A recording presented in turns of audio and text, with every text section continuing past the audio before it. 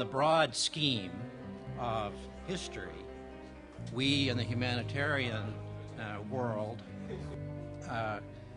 over and over again desperately need rule of law and international legal processes to protect our employees and our partners.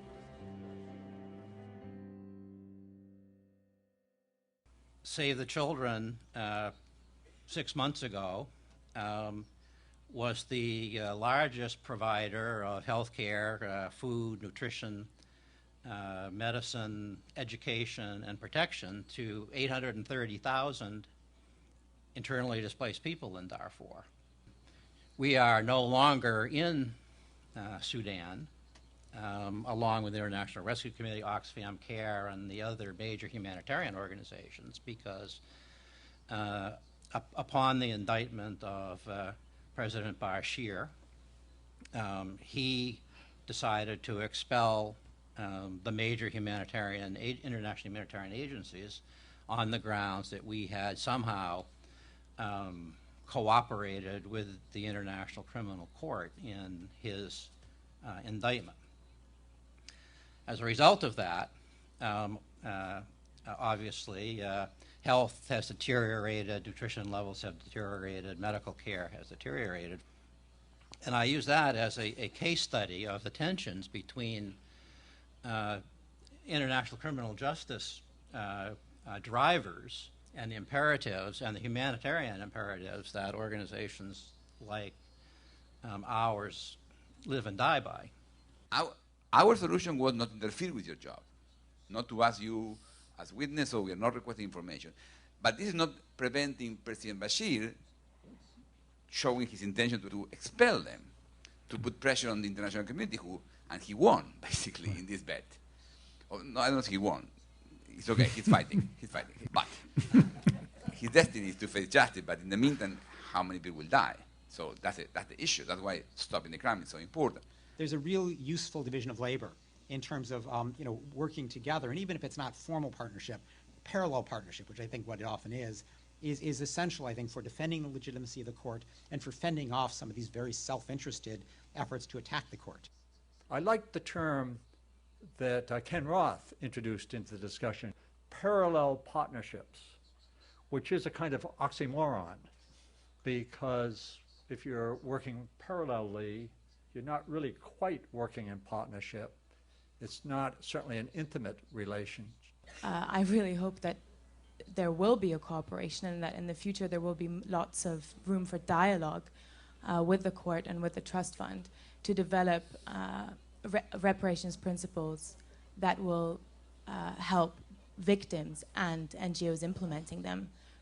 We try to think that justice can resolve any problem underground about or in achieving peace.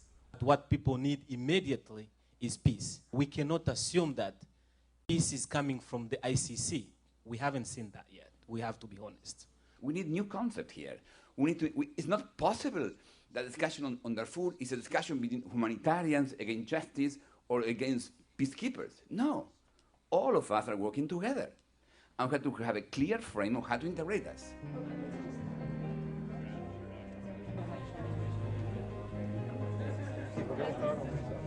Human rights NGOs and relief and development NGOs might both benefit from more structured dialogue between themselves, between these two groups, on the issues we've been discussing.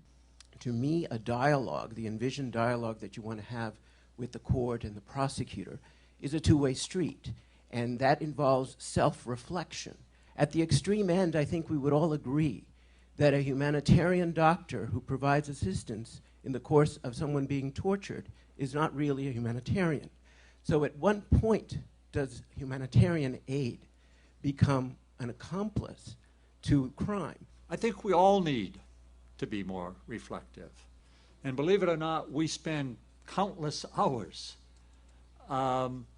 actually agonizing over questions as to whether to stay or leave in certain refugee situations or in certain conflict situations.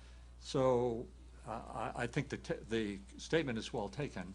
our independence is the key to the credibility of everybody, NGOs and the ICC too. I think in the past years there's a lot of improvement that were done, and in particular in trying to share views on the causes of the conflicts. My question is how to continue this dialogue, because it's true, it's a difficult dialogue. We need a common approach. And then for me the question is how we can have a dialogue which even for you it's difficult to meet with us. I do think there is a body of common concern that could productively be explored and moved forward. And I think there would be a number of humanitarian NGOs that would welcome participating in such a symposium. I would opt for the more informal, ad hoc sharing of information and communication that we have, so that it becomes easier for us to do our work without having it become entailed or implicated in the work of the ICC.